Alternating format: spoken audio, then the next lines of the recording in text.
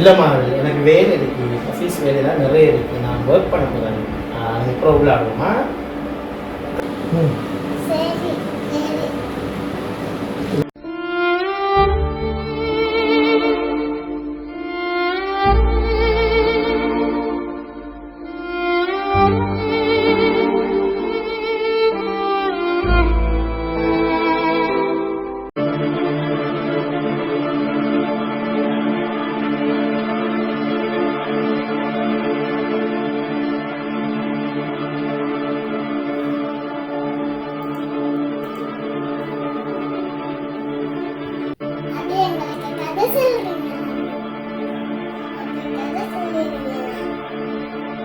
வேலாமா, எனக்கு சரியான வேலை இருக்கு, மீட்டிங் ஒன்று இருக்குது, ஜூம் மீட்டிங், கொஞ்சம் பிஸியாக இருக்குது. நீங்கள் போய் கதைச்சிட்டீங்க, அப்புறம் சொல்கிறேங்க.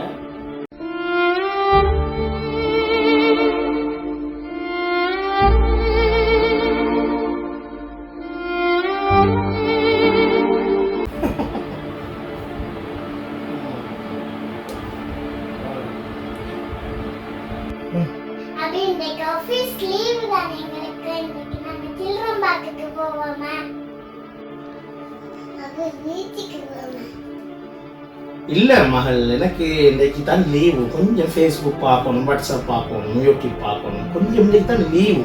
நீங்கள் நான் வேணுமெண்டா வேலைக்காரனை சொல்ற அவங்களோட போகிறீங்களா?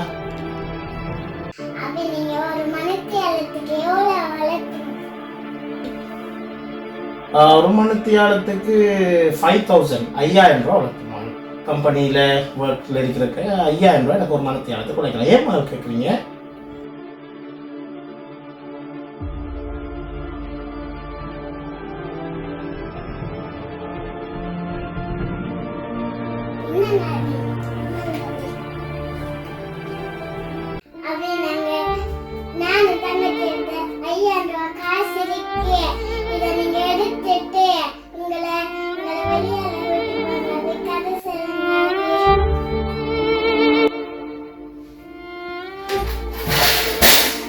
சாரி மகள், சாரி, என்னை நீங்கள் மன்னிச்சு கொடுங்க ரெண்டு பேரும்.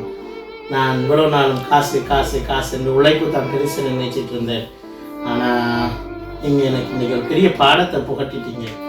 அபி ஒரு மணித்தியாலம் உழைக்கிற காசை நீங்கள் ரெண்டு பேரும் சேர்த்து எனக்கு தந்திருக்கிறீங்க. ஏன்னா இந்த ஒரு மணித்தியாலத்தை என்கிட்ட கேட்குறீங்க.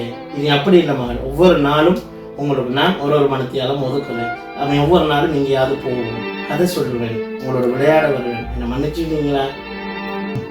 சரி அபி, சரி அபி, சரி அபி, சரி அபி.